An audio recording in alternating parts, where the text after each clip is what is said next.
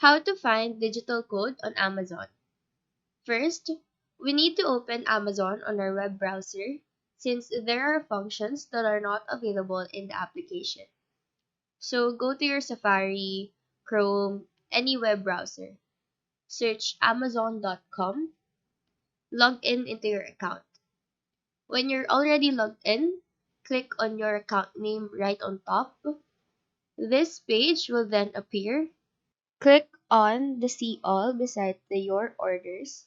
Now, what you need to do is to click on Filter, click on Digital Orders. You can also add the date. After this, click on Apply. You will then be taken to a page where you will be able to see your digital orders. In my case, I don't have any digital orders, so nothing is showing here. But if you have one, digital code should be seen after doing the steps that we went through.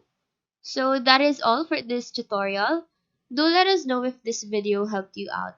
And if you have any questions, feel free to drop them down below. Thank you for watching and have a great day.